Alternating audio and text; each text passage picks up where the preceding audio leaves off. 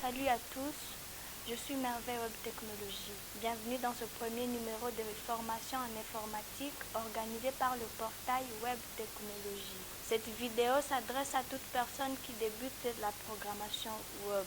Pour la présentation de ces cours, je suis avec Julien Web Technologie, Adèle Web Technologie et Chance Web Technologie.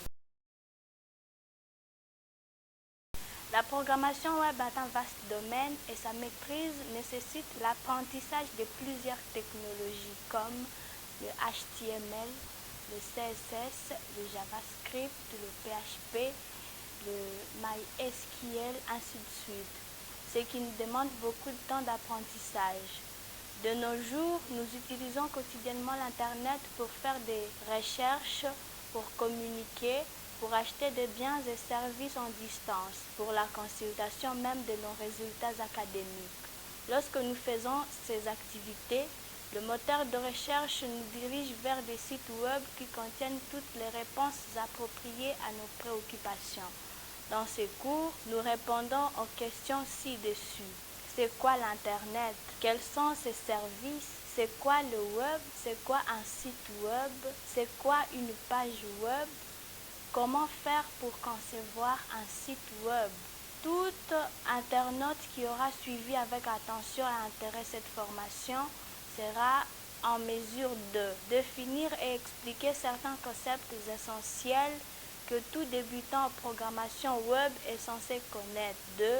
Maîtriser le HTML5 et le CSS3, puis le JavaScript. 3. Connaître la démarche de la conception d'un site web.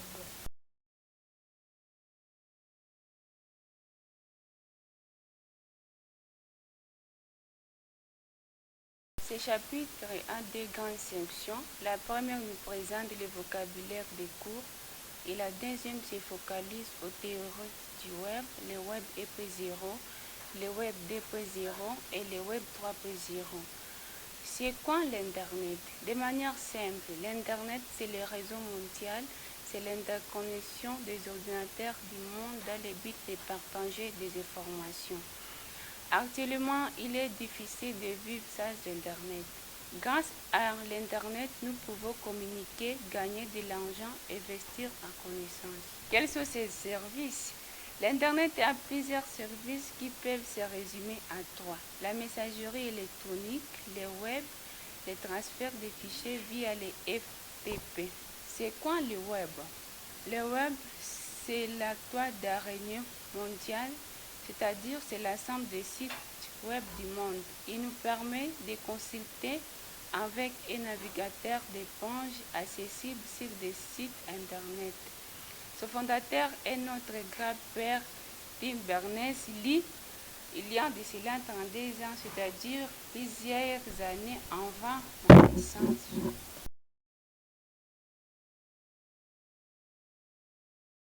Voilà Adèle qui vient de nous présenter les concepts de base utiles à la programmation web.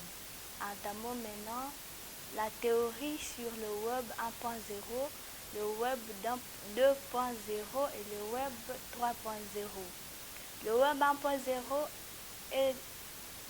est simplement un portail d'information où les utilisateurs reçoivent passivement des informations sans avoir la possibilité de publier des commentaires ou des réactions. Le web 2.0, différemment du web 1.0, encourage la participation, la collaboration et le partage d'informations. Exemple, le YouTube, le Facebook, le Wikipédia. Le web 3.0 est un web sémantique qui fait référence au futur. Dans le web 3.0, les ordinateurs peuvent interpréter les informations comme des êtres humains et générer puis distribuer intelligemment un contenu utile et adapté aux besoins des utilisateurs.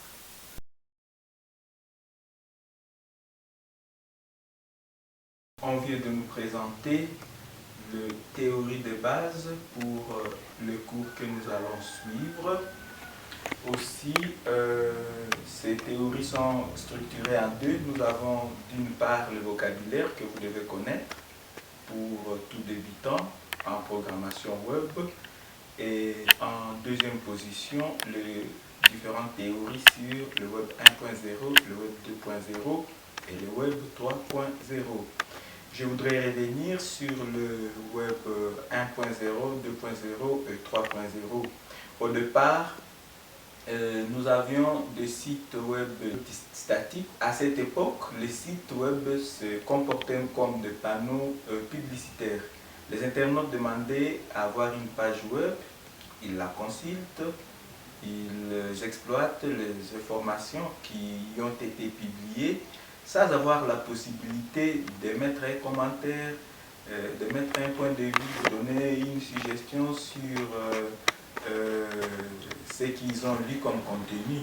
Ça, c'était les limites déjà du web 1.0.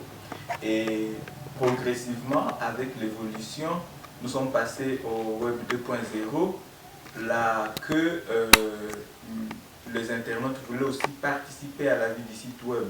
C'est avec maintenant des auteurs, il y a déjà un auteur qui nous parle du web 2.0, monsieur Christophe Portenez, qui nous présente le web 2.0 comme le web au main des internautes. C'est-à-dire, ici, les internautes peuvent contribuer à la vie du site web. Voilà, actuellement, vous pouvez maintenant émettre un point de vue sur un forum. Je prends le cas d'un site web de publication en ligne des résultats des étudiants ou des élèves. Il est maintenant possible, par exemple, le site de l'IAC, il est possible de faire déjà un recours en ligne. J'ai un problème, je n'ai pas été satisfait de mes cotes, je peux déjà soumettre mon recours en ligne en complétant un formulaire prévu pour ce fait. Donc ça, c'est déjà le web 2.0. Mais actuellement, nous sommes en train de parler maintenant du marketing digital, du marketing de contenu, du marketing personnalisé. Et avec l'avènement du commerce électronique, les choses ont sensiblement évolué sur le web. Actuellement, il est maintenant possible de faire un marketing ciblé. C'est ce qui fait que on peut maintenant vous présenter, quand vous lancez votre navigateur, on vous présente un contenu qui s'adapte à ce que vous avez toujours l'habitude de consulter. Voyez par exemple, moi, je suis par exemple intéressé à la musique et que j'ai l'habitude d'ouvrir régulièrement des sites musicaux. À la prochaine session, quand je me connecte, je ne dois pas être surpris. Actuellement, avec le Web 3.0, on va me présenter des sites web qui proposent des instruments de musique. Et c'est là que ma demoiselle Merveille Web Technologie nous a présenté le web intelligent, un web qui peut maintenant vous présenter un contenu adapté à vos besoins. Voilà ce que nous pouvons résumer en ce qui concerne le web 1.0, web 2.0 et le web 3.0. Revenons au niveau des concepts, le concept de base qu'on vient de présenter. Et ces concepts dépendent, donc soit en interdépendance entre eux. Nous avons le concept Internet, nous avons le concept site web, nous avons le concept page web, nous avons le concept, il y a aussi la typologie des sites web. Certainement, nous aurons le temps d'aborder tous ces aspects dans les prochaines vidéos qui pourront paraître.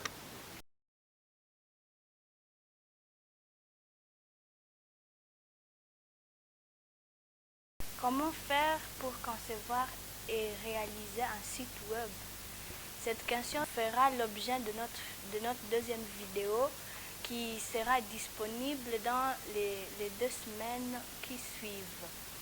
Et merci à tous. Et surtout, si vous avez aimé notre vidéo, n'oubliez pas de vous abonner sur notre chaîne YouTube, de faire un like et de nous envoyer un commentaire sur notre portail thématique Web Technologie qui est le www.web-technologie avec y à la fin.org. Le PDF de cette formation peut être téléchargé gratuitement sur notre portail. Merci à tous, à plus.